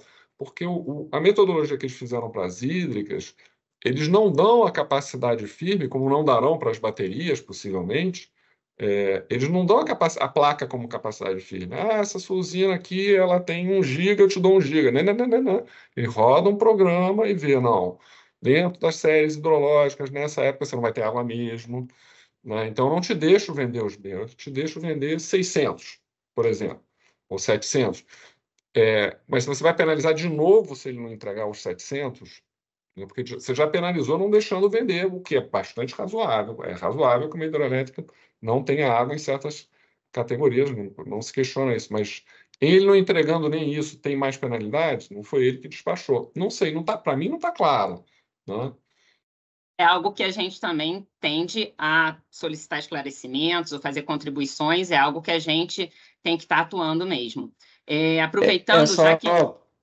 Só acrescentar, Renata, que na pergunta até do Pigato, ele menciona a questão da flexibilidade operativa, né, que é até um outro ponto, que só tem previsão expressa na portaria para penalizar a flexibilidade operativa de termoelétricas, apesar de, no parágrafo único do artigo que estabelece os produtos, haver uma previsão de que todos os produtos devem ter características de flexibilidade operativa. Lembrando que na portaria de 21 não havia previsão expressa para penalidade por flexibilidade operativa. E o CRCAP veio com as penalidades.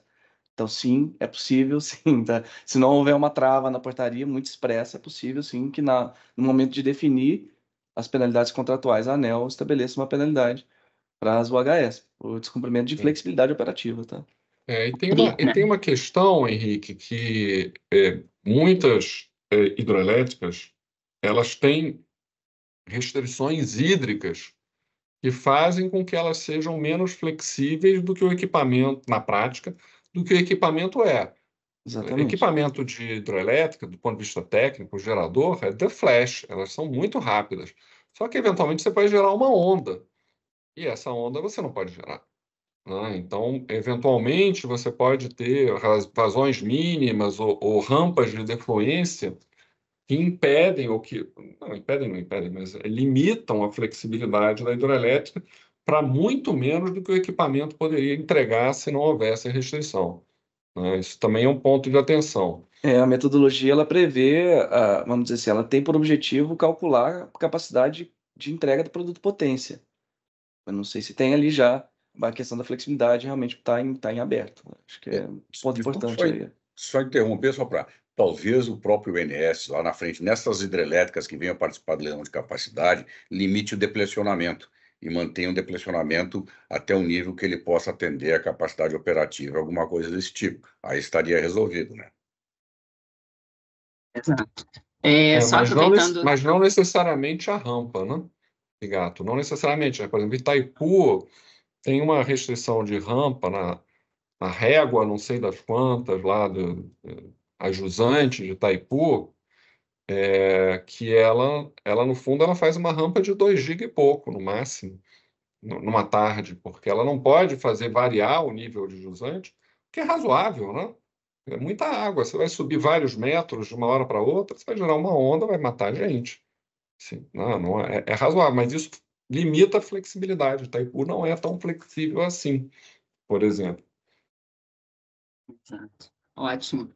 Pigato, você teve mais uma outra pergunta, mas aí eu posso deixar na ordem um pouquinho para depois, para a gente ver, para a gente priorizar também os demais? Claro, Tá? obrigado, Gato. Obrigada. Então, o que acontece? O Luiz Henrique Verney, ele fala justamente sobre revisão da garantia física.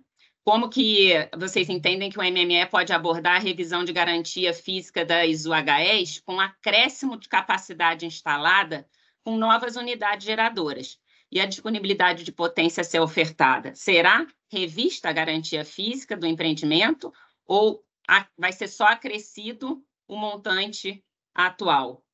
Isso aí é algo mais...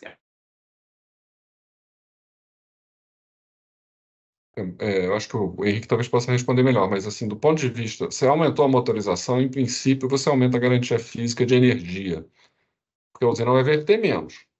Em princípio, ela pode verter menos, ela pode gerar mais energia, mas tem que fazer a conta, né? Você tem que fazer, na verdade, a conta tanto da potência quanto da energia. Por exemplo, as usinas da Chesf, elas têm poços vazios. Mas se você olha o histórico de geração, teve vários anos recentes onde não havia água nem para gerar a potência atual. Então, será que aquilo ali vai agregar? Você bota mais poço, enche de máquina, ele vai gerar potência firme para valer? Potência firme sem água não acontece. Então, tem uma série de questões tem tanto do ponto de vista da garantia física de energia, quanto a de potência. Você pode aumentar a motorização de uma usina e fazer a conta e chegar que, mesmo de potência firme, você incrementou relativamente pouco. E aí ela não é competitiva.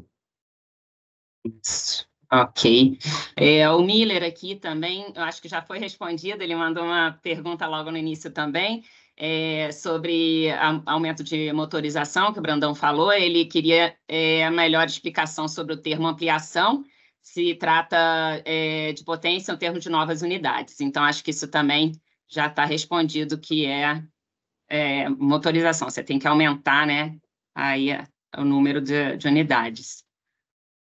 E vamos aqui... Mas no caso, Renata, desculpa reforçar a questão aqui, mas, por exemplo, uma usina que passa pela modernização das turbinas existentes e possibilita o aumento de potência sem colocar novas unidades, você está aumentando a motorização. Isso, como que é encarado? A ampliação é novas unidades ou essa modernização e ampliação de potência em unidades existentes também poderia ser comercializada? É uma particularidade porque algumas usinas poderiam fazer isso, tá? Assim, lendo a portaria, eu vejo ali como ampliação da capacidade instalada, que pode decorrer de um processo de modernização, repotenciação, adição de unidades. Talvez seja um ponto a ser esclarecido, mas eu tenho uma leitura de que é aumentar a capacidade instalada. Mesmo sem botar novas unidades, no caso. Mesmo sem inserir novas unidades. A própria metodologia considera repotenciação, né? A metodologia do informe técnico do DPE. Perfeito, obrigado. Ok, Miller. Paulo Godoy, ele tinha falado aqui também sobre hibridização. Acredito que o Brandão também tenha respondido, Paulo, que ele pergunta justamente com essas regras da portaria agora, né, com a minuta, se poderia hibridizar hidro com bateria, com sistema de bateria, com BESS. Então, é isso que a gente falou, né? Algumas definições não foram feitas, falta alguma metodologia, falta a regulamentação da ANEEL. Então, a gente entende que, nesse momento, não entrariam, né? Mas a gente sabe também que o Ministério tinha discutido muito com os agentes, que estava analisando essa possibilidade de colocar BESS nesse leilão. Então, eu acredito que muitos agentes vão contribuir nesse sentido. Mas entendo, né, Brandão, que falta essas definições e metodologias para a gente poder pensar num próximo leilão com essa tecnologia hibridizada, né? A gente teve essa semana lá no Ministério, e o que eles disseram isso está totalmente na agenda deles, eles não conseguiram fazer para esse leilão. Mas estão empenhados, comprometidos em expandir, no mínimo para armazenamento, mas eu acredito para outras possibilidades também, a participação no mercado de capacidade. Eu acho que eles não conseguiram, sei lá, armazenamento, especificamente de armazenamento. Falta definição regulatória, a ANEEL está empenhada em fazer isso, mas não fez ainda, né? E falta metodologia, que eu acho até que está um passo atrás, né? Quanto é que vende uma bateria de 2, de 3, de 4 horas? A gente não está maduro. Vamos pedir logo 4 horas, 5 horas, mas eu acho que a gente não está maduro também, do ponto de vista metodológico. Ok. Aqui também tem uma pergunta do Tiago. Qual a percepção de vocês em relação à contratação de produto, né? Contratação de OHE e UTE para o leilão? Se haveria concorrência direta entre as fontes ou demanda específica? Então, em termos de tendo produto, em termos de demanda específica para cada produto. Com a publicação da minuta, né, de portaria de diretrizes, não veio a sistemática, né? Mas eu entendo que vai ser uma disputa por produto. E a sistemática também é publicada depois para que possa ter também contribuição, né? Isso. Então, é algo que a gente também tem que estar... Tem algum comentário, Bruno? Assim, para o leilão de 27, está definido. É um contrato de 7 anos e é só termoelétrica. Então, esse produto que vier de demanda para ele vai ser só termoelétrica. O outro produto de 28, aí é que entra a possibilidade de hidrelétricas e de termoelétricas. O quanto você vai botar nos 2 escaninhos não está evidente. E se você vai fazer 2 escaninhos para hídrica e térmica para o produto 28, não está evidente se vai fazer ou não vai qual fazer. Qual critério de seleção, né? A gente não sabe exatamente o critério de seleção, mas parece ser o mesmo que estava aquela formuleta que já tinha, mas de qualquer maneira isso não está definido. Agora, que vai ter um produto 27 e outro 28, acho que isso não tem dúvida. E o primeiro é para térmica existente apenas, né? Ok. A Laís mandou uma pergunta aqui, mas eu acho que também está bem no que a gente já conversou. Ela colocou: entendemos a necessidade de flexibilização e de produto com partida rápida, que é o que a gente está falando, que é uma necessidade ou que é mais fácil que o governo precisa. Porém, não seria o caso de ter um portfólio híbrido, com usina ultra rápida, outra com uma rampa um pouco maior, de 5, 6, 7 horas. Não foi possível verificar o efetivo custo global dessa opção, mais rápida, porém potencialmente mais barata?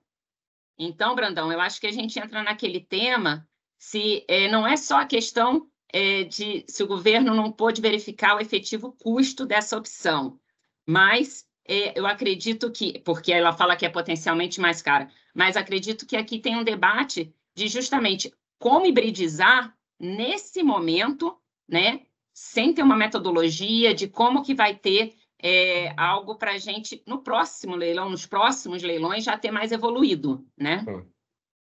O governo sabe perfeitamente o que ele está precisando agora.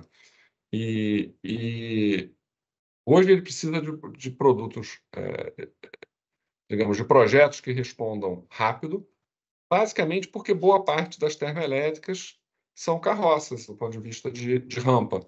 Precisa ficar ligado vários dias, a rampa é lenta, a máquina tem que entrar com 90% no mínimo, elas são muito duras. Então, hoje, para além de metodologia, está na cara o que precisa de coisas que respondam rápido.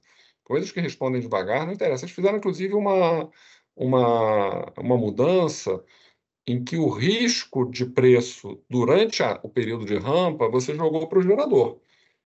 Porque por exemplo, eu preciso desse sujeito 3 horas na ponta, mas eu preciso de 5 horas, de 3 horas, 4 horas, para chegar até a potência máxima. Nesse período, o risco do PLD horário ficou com o gerador, ou seja, ele vai ter que acelerar, né? Vai ter que entrar, fazer a tomada de carga das suas máquinas, eventualmente com PLD horário, né? Inferior ao CVU, ou seja, ele vai estar bancando, não vai estar passando esse custo para o sistema, ele vai estar bancando, ou seja, mais uma vez reforçou, não estou dizendo que eu não quero um produto um pouco mais lento, mas o custo fica para o empreendedor. E, por exemplo, um ciclo combinado em que você está acoplando, em que o ciclo a vapor está acoplado realmente ao ciclo a gás, né, ele é lento, ele demora algumas horas até você tomar a carga inteira. Quando é desacoplado, não, é flash, você já joga o ciclo aberto de uma tacada e o ciclo combinado, o ciclo a vapor, vai entrando mais devagarinho. Então, ele é outra... Mas você tem que ter feito a chaminé de bypass, investimento, parará. Eles estão dando um sinal claro que eles querem coisas mais rápidas. E é o que Tá? precisa. Tá na cara que é isso que precisa.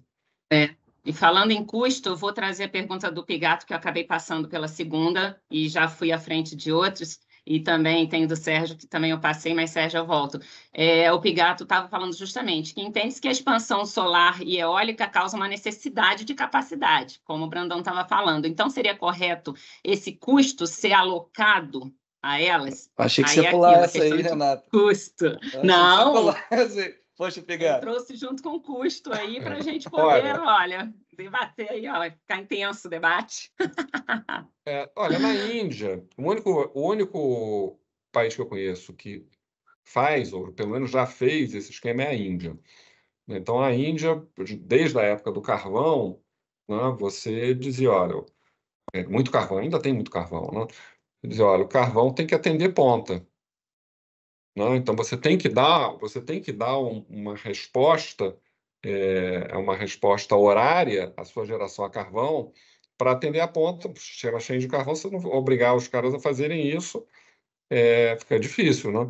Mas você pode cumprir essa obrigação diretamente ou indiretamente. Você pode contratar, fazer um contrato com uma reversível que você dá a energia para ela e ela te devolve energia na ponta. Você não precisa você fazer. Então, nesse esquema indiano aí, você de fato está passando o custo. Isso começou com térmica, tá? Não começou com. Mas eu acho que isso vale também hoje em dia, eu teria que verificar também para as fontes não controláveis. Você passa o custo para ela. Mas de resto, eu não vejo isso, não. Quer dizer, o que você vê internacionalmente é que todo mundo quer descarbonizar, quer estimular as fontes não emissoras, e você passa esse custo que existe de alguma forma para o sistema. Agora, que dá para passar para o empreendedor dessas tecnologias, dá. Não é isso que eu vejo. Ah, vamos jogar esse custo na GD. Não vejo isso acontecer, mas é possível, é defensável. Mas, Roberto, quem pariu o Matheus que embale, quem pariu o Matheus mal que pague. Mas só essa tese. Não, e não falo mais. Pois é, o indiano acha isso também. Né? Isso aí. Indo mas na Índia é isso. Ó, você tem que acompanhar a carga. Não precisa ser você que vai acompanhar. Não precisa, pode ser um outro. Você contrata um outro que vai fazer isso por você. Óbvio que o cara carvão, ele quer gerar o quê? Quer gerar no topo o tempo todo, porque é mais eficiente, né? Mas ele tem a obrigação de entregar modulando. Eu tinha passado pelo Sérgio, peço desculpa aí. O que acontece? A gente acabou falando um pouquinho sobre se as fontes vão concorrer entre si, mas ele está aqui falando qual seria a capacidade total de potência que vai ser contratada nesse leilão e se existe uma divisão de percentual de potência por fonte, que é o que a gente estava falando, que nesse segundo produto aí, né, é algo que na sistemática vai ter que ter detalhado, né? Mas da capacidade total de potência, acho que a gente tem essa dúvida aí. Eles não vão dizer. Né? Eu acho que eles não vão dizer. Mas a conta que a gente faz crescendo a carga próxima a 4% ao ano, a necessidade de potência firme total, ela deve ser, digamos que seja 4%, vai ser mais ou menos de 4 GB por ano. Eólica e solar contribuem alguma coisa com isso? Praticamente nada, mas alguma pouca coisa contribui. E a expansão não vai ser só eólica e solar, ela vai ser, sobretudo, eólica e solar. Então tem que ver o que sobra disso. Certamente, eu diria que vai ser menos do que 4 GB. Você tem térmicas ainda entrando de leilões, ainda tem alguma coisa para entrar que, obviamente, acrescenta potência firme, você não precisa contratar outra ou ela de novo, né? Isso não existe. Então, o número cabalístico a gente acha que vai ser mais do que 3 GB por ano. Agora, já nesse leilão, será que esse leilão não é mais aí isso aí a gente não consegue, a gente não entra na cabeça, é um dado sigiloso. Exato, né? A Carol acabou falando aqui algo que também eu acho que a gente já ressaltou no webinar, né? A possibilidade do MME aceitar nessas contribuições a sugestão de participar PCH ainda nesse leilão, né? Que a gente acha que é bem difícil, mas nos próximos sim. E aí é bem no sentido do que o Brandão falou, né? Com metodologia, como que o ONS tem um produto específico, é o que ele precisa, despacho rápido, né? E atendimento de ponta. Então, as PCHs a gente tem que lutar para que entre nos próximos, né, Brandão? Eu acho que tem duas questões. Hoje eles estão fazendo nesse leilão o que eles precisam mesmo. Eles precisam de usinas despacháveis, porque eles têm poucas relativamente, despacháveis centralizadamente para suportar o operador do sistema. Na sequência, é isso que eles vão precisar? Talvez sim, talvez não. Você vê outros modelos de leilão onde mesmo fontes não despacháveis, com limitações, evidentemente, é óbvio que uma fonte, para isso aí, uma fonte despachável é melhor, óbvio, mas mesmo fontes não despacháveis conseguem ter receitas nesse tipo de mercado, ainda que para isso elas tenham que se hibridizar, né? Então, eu acredito que esse tipo de coisa vai acabar entrando em maior ou menor, com maior ou menor rapidez, de uma forma ou de outra. O que falta para isso? Falta metodologia, né? Faltam definições, mas falta metodologia. Como é que eu calculo? Eu vou fazer um parque eólico e solar, 100 mega de cada um, e vou botar uma bateria de 30. Quanto é que eu posso vender? Alguma coisa. Quanto? Não, qual é que é a conta? Publicamente, tem que chegar lá. Dá para fazer, tem em outros países. A gente vai chegar aqui. Então, não vai chegar amanhã, entendeu? Agora, para PCHs especificamente, tem um desafio que nem sempre você tem as séries hidrológicas lá desde 2031 e você não consegue rodar aquilo no MSU, e talvez tenha que ter uma outra metodologia que também precisa ser construída, não é? Então tem um desafio regulatório, tem um desafio da necessidade, eu acho que eles estão indo no que eles precisam mais, está certo, é isso aí mesmo. Vai primeiro resolver o seu problema. Na frente vai ser assim? Não necessariamente.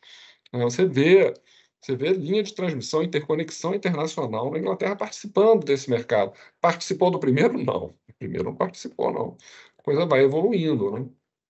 Uhum. Entendido. Aqui o Ricardo Sano, ele pergunta como que a venda de potência no leilão de reserva de capacidade afeta a garantia física de energia no caso das UHEs. Como afetaria a garantia física, né? Eu acho que a gente já respondeu, mas acho que na hora que você aumenta a motorização de uma hidroelétrica, você potencialmente aumenta também a garantia física, provavelmente pouco de energia, né? Provavelmente pouco, porque ela já foi essa conta já foi feita lá atrás, quando a usina foi construída. Mas alguma coisa, sim. Pouco, mas não necessariamente nada. E tudo isso soma, né? Você vai. Eu acho que poderia ter feito, não sei se isso está previsto, acho que no edital não está, um recálculo da garantia física de energia dessas usinas que vão ter aumento de motorização. Vai aumentar proporcionalmente? Na mina, não vai. Não tem previsão expressa. Como, Henrique? Desculpa? Para termoelétrica até tem dispositivos que tratam da garantia física, mas para o HE não tem. Entendi. Aqui tem uma pergunta do Leandro. Leandro, acredito que também foi respondido ao longo da apresentação, né? Empresas que estão no regime de cota, mas ele faz a ressalva que terão esse período findado em 27, poderão participar do certame atual? É uma boa pergunta. Não está claro na portaria. A portaria fala que foram prorrogadas ou licitadas. Quer dizer, levando a ferro e fogo que está na portaria, não pode. Ela não fala de descotização. Ela fala se a gente usar o paralelo dos contratos, né, que findarão, os contratos que findarão antes do suprimento, que não tem período coincidente, pode participar, porque não usar o mesmo critério para quem vai descotizar. Tem que avaliar, tem que avaliar isso aí, pode ser objeto de contribuição. Exatamente. Esse é um ponto de contribuição, porque vai estar com um período findado mesmo, um contrato liberado. Aqui, o que o setor, Paulo, o que o setor de PCH e CGH deveria propor para uma resolução do problema de potência e flexibilidade, etc. O modelo de hibridização com garantia de entrega nos horários de ponta, com multa pesada por descumprimento, não seria a mais transparente, aonde as vantagens competitivas da nossa fonte poderia se provar? Pergunta porque achávamos que o preço horário resolveria, mas acabaram inovando com o preço horário por modelo e não mercado. Então, é algo aqui que a gente está voltando com o tema aqui, mas é isso, tem penalidades fortes, né? E o descumprimento, de fato, seria mais transparente, onde vantagem competitiva, né? Deixa competir no leilão, né?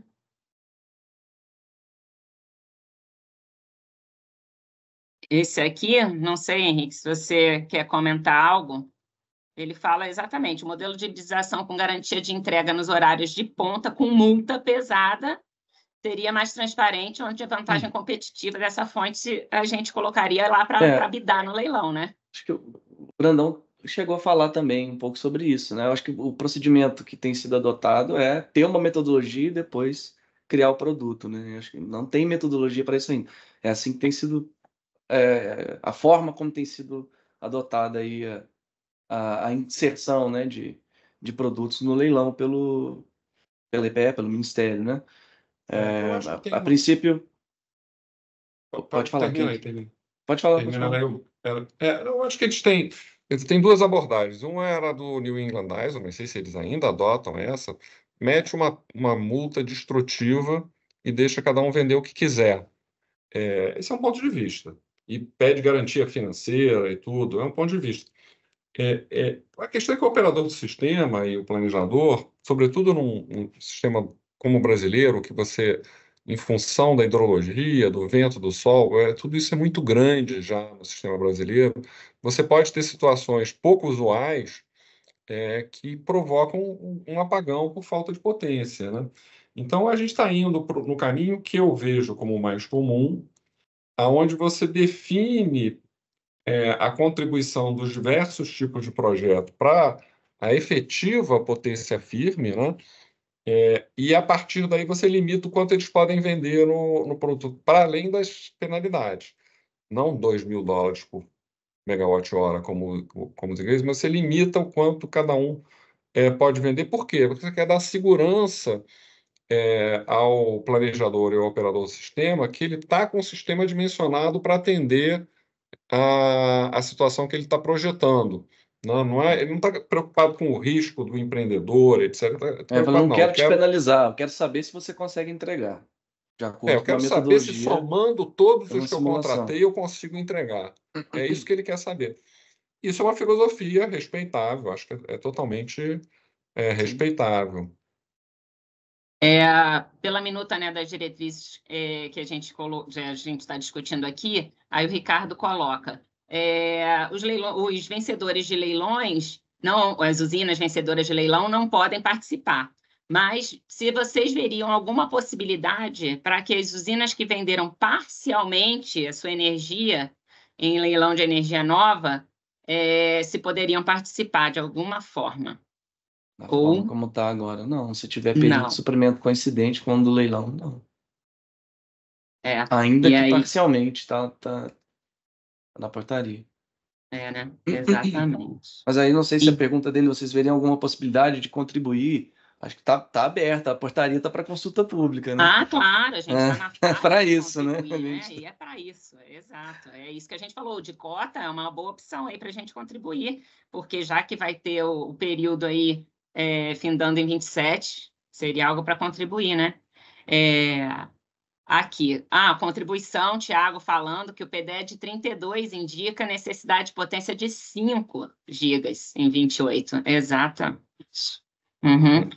Esse texto nunca foi realmente publicado, mas deve ser por aí. Você pegar o PEN, o último PEN, que projeta até 27, ele já detecta em 27 necessidade de potência firme adicional a que já existe. Até 26 não, mas em 27 já. Então, tanto que fizeram um produto para 27. Né? Então, é a necessidade para 2027 que a gente vai estar contratando e para a carga, que deve ser maior, em 2028. Então, aquele número cabalístico, que óbvio que é uma aproximação, mais de 3 GB, talvez 4 GB por ano, você está somando, digamos, mais de 3 GB em 2028 e menos do que isso em 2027. Daria uma coisa como 5. Agora, com relação aos projetos existentes, eles querem contratar, digamos, capacidade adicional.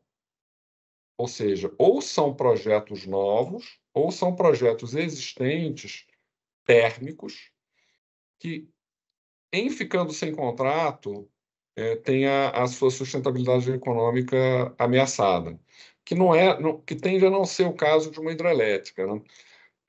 Então, está bastante claro o que eles querem: é adicional ou manter vivo alguns geradores térmicos que podem fornecer potência firme. Esse aqui é o foco nesse momento, pode mudar novamente, mas no momento o foco é esse.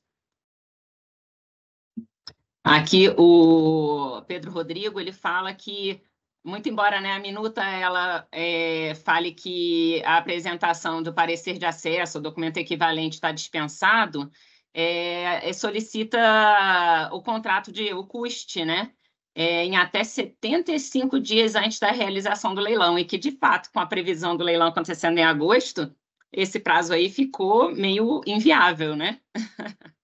Eu acho que é o seguinte: quem tem custo apresenta. Quem não tem, disputa a margem. Uhum. Eu vi dessa forma, eu tive essas dúvidas, eu fui consultado também por alguns clientes sobre esse ponto, mas eu tenho essa leitura, mas não seria algo se está tendo tanta dúvida, é um ponto para levar. Contribuir, né?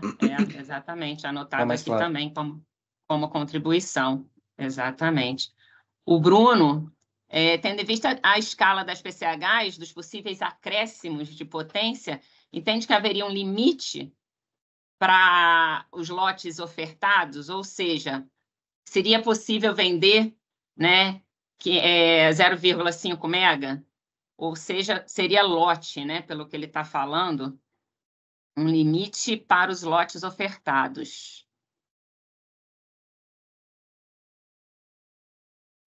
Ainda não é possível mapear isso, né? A gente não tem a sistemática. A gente ficar de olho no que vai vir aí pela frente, né? Aqui agora diga. Não, pode falar. Não, se quiser complementar. Não, pode falar. O Paulo falou assim, assim, aqui, te interrompi. O que o GECEL recomendaria é que o nosso setor lutasse para defender um sistema em que a maior confiabilidade da nossa fonte fosse corretamente valorada, remunerada.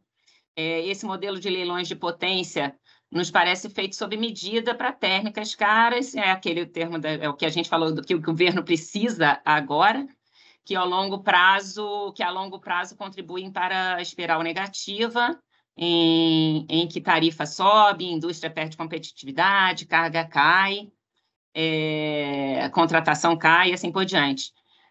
Me refiro ao modelo de contratação para resolver déficit de potência e flexibilidade. Como estão as tratativas com relação a reversíveis? Uma consultoria do setor recomendou que achava que seria algo para daqui a 10 anos de reversíveis. Aí, Brandão. Tá mudo, Brandão? Com relação a reversíveis, a gente tem vários PIDs sobre isso, né? A gente já achou isso no passado, que ia demorar, há uns 3 anos atrás, a gente achou que ia demorar mais de 10 anos. Só que a gente não estava vendo, ninguém estava vendo, a velocidade de crescimento da eólica e solar, que adiantam um problema que não é o problema ainda desse leilão, né? Esse leilão ele é um leilão de potência firme, capacidade de não deixar apagar por falta de potência. Mas você vai ter, rapidamente, 2 outros problemas, né? Primeiro problema é um problema de rampas, né? A gente está hoje com uma rampa na parte da tarde total, 30 e poucos giga, entre a geração controlável da hora do almoço e da hora do jantar, digamos assim, né? Vão uns 30 e poucos giga. E, como eu falei, as hídricas são flexíveis, tecnicamente sim, mas elas têm rampas de defluência, não pode matar a vaca que está bebendo água lá, não pode fazer uma onda, né? Então, você vai ter um problema de rampa. A gente fez um exercício assim, muito bobinho. Qual seria a rampa em 31? Mais de 80 GB. Esse tipo de rampa é muito difícil fazer com usina tradicional. E o armazenamento reversível ou não, ele é bom de rampa. Você pega uma usina de 1 GB, ela faz uma rampa de 2. Nenhuma hídrica faz isso. Nenhuma hídrica faz uma rampa que é o dobro da sua potência instalada, né? Nem da potência inteira faz, porque normalmente você tem, naturalmente, vazões mínimas, etc., né? Então, o armazenamento resolve bem esse problema de rampa, né? Você, na hora do almoço, você está carregando, daqui a pouco você para de carregar, daqui a pouco você está a plena potência, o total é 2 vezes a capacidade instalada em termos de rampa. Então, esse vai acontecer, também começa a acontecer, mas vai acontecer de forma brutal nos próximos anos, é um terceiro problema, que também o armazenamento ele suporta, ele resolve, e uma termoelétrica não resolve. E nem, aliás, nenhuma hídrica tradicional resolve, que é a questão do curtailment maciço. Então, você vai ter curtailment maciço nos próximos anos, ou seja, jogar energia, seja hídrica, seja eólica, seja de qualquer fonte, você vai ter que jogar fora porque não tem como encaixar na curva de carga em certos horários uma geração muito, muito grande. Isso já acontece, sempre aconteceu no Brasil, a coisa dos vertimentos em algumas horas de carga leve, isso sempre aconteceu. Agora tende a ser uma coisa cavalar. Quem leu o Parpel, que foi publicado em dezembro, não, certamente viu um gráfico terrorista que na hora do almoço, num certo cenário em que você realmente vai ter um crescimento muito forte, eólica e solar até 2028, na hora do almoço você joga fora 50 giga de energia. Tem mais energia, seja inflexível, por geração mínima, por afluência de fio d'água, geração mínima de termoelétrica, geração solar, geração eólica, vai somando tudo para 50 GB a mais naquela hora, do que o consumo, mesmo sendo necessário chamar uma térmica de noite, né? Então, esse problema, o armazenamento suporta, reversível ou não, ele suporta, a rampa ele suporta bem, melhor do que os que estão aí. Mas a ponta térmica faz bem, viu? A térmica é boa de ponta, uma térmica de ciclo aberto, assim, tecnicamente, aquilo ali é, de uma certa forma, melhor do que uma hidrelétrica. Porque hidrelétrica, se não tiver água, não faz, né? Então, depende do que você vai precisar. Nesse momento, está precisando realmente de potência. Daqui na frente vai ser isso? Não vai ser. O sistema está mudando rapidamente. Você as rampas elas são cada vez maiores. O operador do sistema vai precisar de tecnologia para isso, reversível ou não. E você rapidamente vai começar a ter um problema que já tem, mas muito, muito, muito, várias vezes maior, que é o excesso de geração em algumas horas, né? E que não tem como, ou você estoca aquilo ali, e aí você precisa de carga, né? Estocagem mediante carga, não é hidroelétrica que vai botar no reservatório, não é isso. Você precisa realmente criar uma tecnologia que coloque carga. Não é isso. Bom, pessoal, a gente está aqui, já passou 15 minutos também do horário, né? Então, assim, eu acho que rapidinho, se a gente puder responder a última pergunta aí, Henrique, que é o do Tiago, com relação a TUST, porque ele fala TUST para receita fixa deve ser calculado usando base de 120 horas despachadas por ano. Horas adicionais despachadas entram na receita variável? E aí eu acho que vai poder finalizar também, porque senão entra no horário de almoço e a gente já reduziu bastante o número de participação. Acho que o pessoal já está saindo também.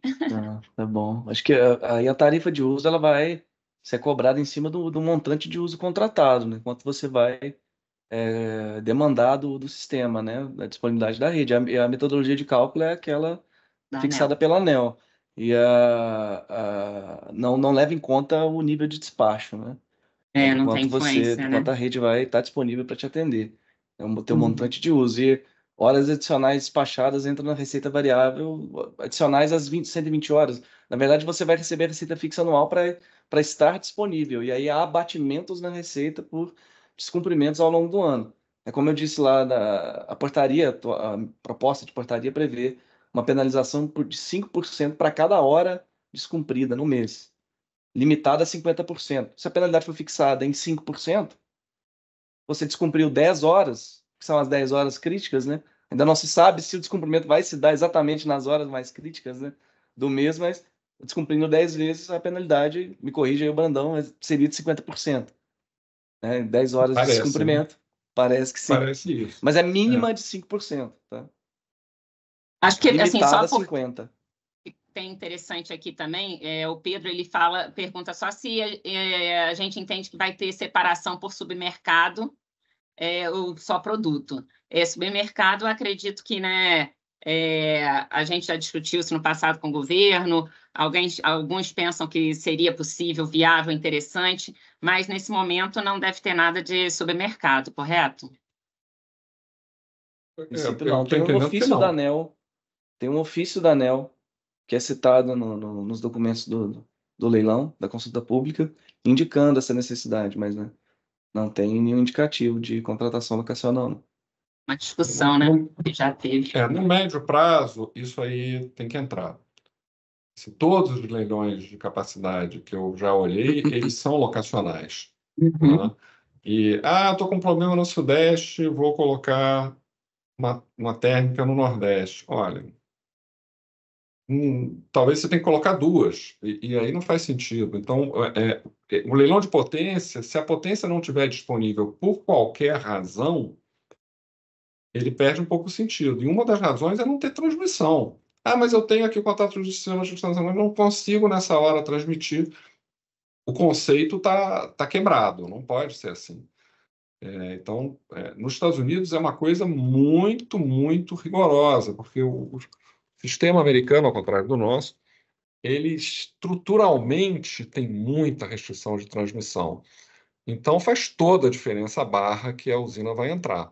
Lá é uma loucura, não pode. Eles têm diferente, eles não colocam. Aqui está precisando de uma linha nova, eles não colocam, porque aquilo é parte do mercado, das condições de competição do mercado. E, em compensação, o leilão de capacidade ele é super locacional. Não sei se todos eles, que cada mercado tem o seu, mas eu acho que lá a coisa, preço marginal locacional, restrições de transmissão comuns, locacional também. Eu acredito que em algum momento precise disso também. Realmente vai No ser uma caso, necessidade. no caso especificamente só uma última frase, né? No caso especificamente do armazenamento, isso é mais crítico ainda, que o armazenamento ele pode, bem localizado, substituir um reforço de transmissão tradicional. Mas ele tem que estar bem localizado. Eu vou substituir uma expansão da Sudeste-Nordeste botando uma bateria no Sul. Não vai. Não vai. E aí, Então, um esse último tipo de comentário. coisa, esperem que virá. Né? Espero, porque é uma irracionalidade não envolver esse tipo de preocupação nesse tipo de mecanismo. Uhum. E um último comentário também que eu ia fazer, quando da pergunta das reversíveis, né? O Brandão tem muito mais propriedades, todo o assunto há muitos anos para responder, mas só para ter um pouco da visão do planejamento e a justificativa, né, que eles usaram para não inserir agora, né? Pelo menos uma delas, além da não definição, da não conclusão do estudo, né, para estabelecer a metodologia da contribuição, né, dessa tecnologia, tem a questão da definição da regulação, né? Eles justificaram com base ainda tá em andamento a consulta pública, né? A gente até fez um webinar ano passado, né, com o Gesel. Ainda não foi definida a regulação e tem vários aspectos ainda a serem endereçados com relação às soluções de armazenamento, incluindo as reversíveis, questões jurídicas, regulatórias, enfim, uma série de pontos aí, me parece aí que o planejamento não se sentiu confortável de inserir agora, sem a definição dessa parte regulatória. Mas vai entrar. Vai Tem que entrar. entrar. tudo aponta na direção para o armazenamento, usinas reversíveis ou baterias, participar de uma forma ativa desse mercado nos próximos anos, porque, em termos de flexibilidade, é 2-1, nenhuma outra fonte é 2-1. A flexibilidade é o dobro da capacidade, nenhuma outra fonte isso. Então, é muito bom para rampa, não é só para potência, é muito bom para rampa. E é a única dessas tecnologias aí que evita curtailment, porque você consegue absorver 0,800, né, eventualmente até, consegue absorver excessos momentâneos de energia e devolver no momento. Ela endereça o descasamento horário entre geração e consumo de uma forma muito boa. Então, vai entrar. No Só próximo para leilão, não... não tenho certeza. Não tem certeza, exatamente. Tem uma última pergunta, então, acho que só para a gente finalizar. O Sandro pergunta, né? Vocês veem o fato da questão de ser despachada centralizadamente como um problema em alguma instância? E aí é aquilo que a gente falou. Na verdade, é uma necessidade, né, que o governo entende agora, e é algo que é o primeiro, é o segundo leilão, então a gente precisa atender o que o governo tem como necessidade, né? Mas a questão de ser despachada centralizadamente é uma dificuldade atual, eu acho que para a operacionalização, como o ONS vai despachar, né, Brandão? Nos Estados Unidos sempre foi assim. Aí chegou um momento, esses mercados de energia só despachados centralizadamente. Aí chegou um momento lá na frente, não foi o primeiro, existia leilão de capacidade há anos, que a FERC fez uma resolução que obrigou todos os mercados, eles têm vários mercados, a refazerem as suas regras de acesso para contemplar, inclusive, fontes distribuídas. Foi a primeira coisa que eles fizeram? Não foi a primeira. E vai primeiro resolver o problema principal, mas isso é uma coisa, assim como tem na Inglaterra baterias na distribuição que vendem capacidade. Foi a primeira coisa que eles fizeram? Não foi. Mas eu acho que aí é uma questão de trabalhar para que essas fontes distribuídas participem desses mercados. Por que não? E por que não mais radical? Eventualmente até a questão dos agregadores, que se fala muito, para agregar coisas realmente pequenas, você bidar resposta da demanda, que pode incluir baterias, realmente é uma coisa realmente distribuída. Então, acho que tudo isso tem possibilidade, sim. Eu acho que o governo deu razão para eles. Vamos em cima da necessidade imediata primeiro, né? Vamos primeiro fazer o óbvio e depois a gente vai sofisticando. Os outros fizeram assim, a gente vai fazer assim também. Perfeito. Então, olha, avançamos bastante, mas eu acho que foi produtivo, conseguimos responder todos. Acho que foi um recorde mesmo de participação. Agradeço ao Henrique, do LO Batista, que proporcionou isso para a gente quando ele buscou a gente numa conversa para falar do tema e falou que estava com o Gessel. Então, quando ele falou que estava com o Brandão, eu falei assim, bom, esse tema de leilão, de capacidade, de armazenamento, de reversíveis, é o Brandão mesmo. Fico super feliz dessa parceria de vocês e dessa parceria de vocês conosco. Agradeço imensamente, Henrique, Brandão, por favor.